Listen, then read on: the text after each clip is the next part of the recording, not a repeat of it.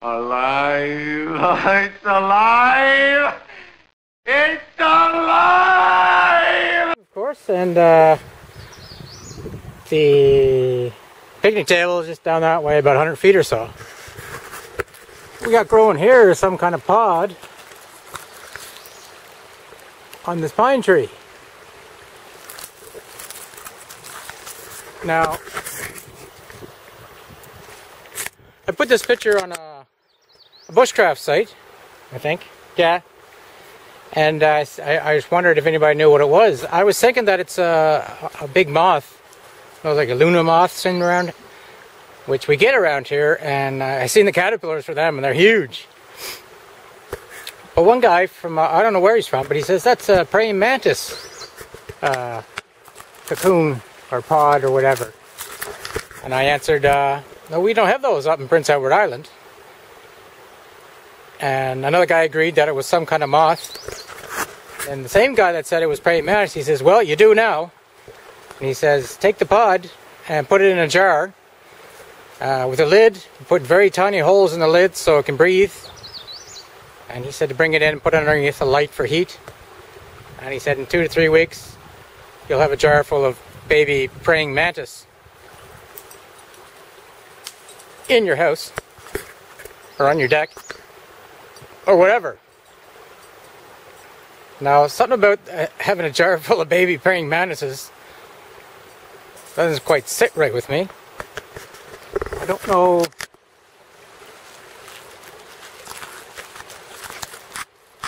I'm assuming that whatever's in there is still in there. I don't see any holes anywhere. Kind of looks like a dead mouse. Now the question is, will I take this thing and put it in a jar and leave it to see what's in it? And the question, or the answer to that question is I probably will. I don't think I'll have to put a light in it. You know, if it's surviving out here just in the nature, why does it need a light for heat, I mean. So I'm thinking about just putting it in my deck and then just seeing what comes out of it. And it'll either be praying mantis babies or a baby Luna moth caterpillar. Maybe something to watch for a couple weeks. And I didn't think there were praying mantis in Prince Edward Island, but maybe there is. Maybe I'm wrong. I was wrong once. Only once. Check this thing out.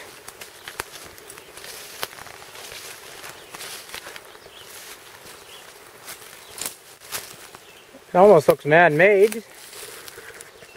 Like maybe some kind of... Maybe when they were logging here, some kind of skidder got stuck in there or something. You know, it's perfectly square almost. The water is pretty clear. Well, I thought I'd see some pollywogs or tadpoles. I don't see anything. But I think we can most likely state with confidence that this is a mosquito factory. Oh well. I suppose I could treat it if I want to, but if I treated everything to get rid of all the mosquitoes, that I need 18,000 gallons of that treating stuff, and that's probably not good for the environment anyway. Anyway, lots of birch around here. I'm just up from the stream. The stream is that way, about 75 feet or so. It's a little drier up here, and it even looks like, this spot right here might be a place you could make a shelter. But I think the neighbors would have something to say about that. There might be an ant problem. Look at the size of this anthill. Yeah. There'll be a war party of army ants over there to steal your strawberry jelly and other things. It's kind of like an open spot. I'll investigate this. I can't remember if I've been exactly through here. Probably in the winter. So there's my house right there. Not exactly the greatest drying day because it's humid and there's not much wind getting in there.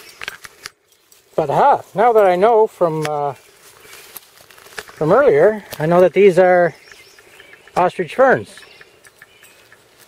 And I don't see any the old seed heads from last year. But yeah, they're these broader leaved, rubbery feeling thing. Not much of them there. Oh, these are all the same thing. So it's a little grove here. Let's file that in the old font for next spring and see if I can get some fiddleheads. Steamed or boiled, drenched in butter, salt and pepper. Maybe a sprinkling of vinegar on it. That's how some people eat it. Okay, I have to go get that. That was remarkably easy. I just took it back. It's got a long piece of the trunk under there.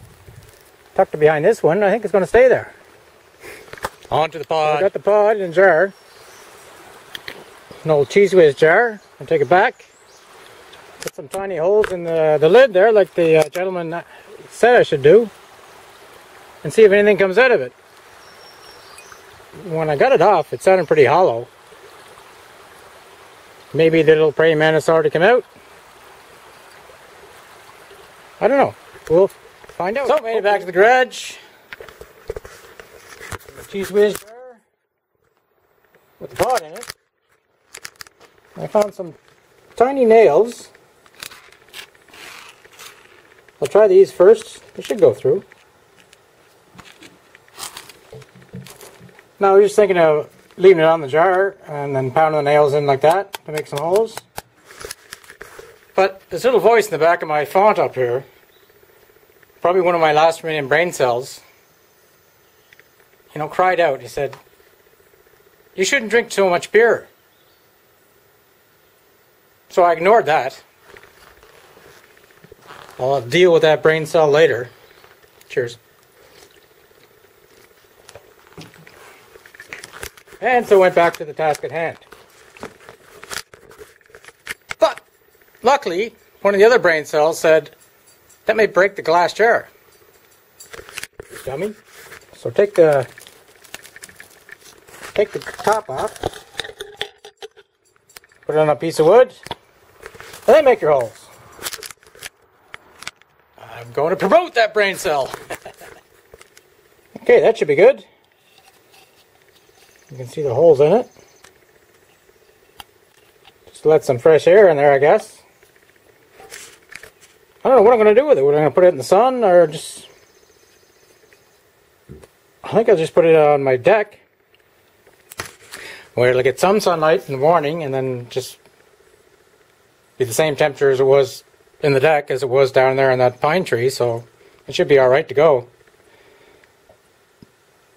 Like I said, there wasn't any weight to it, so I don't know if was this from last year, but then again I would have noticed it, because that's the only pine tree in that area, and I almost chopped it down once, but I didn't, so I'm familiar with that tree.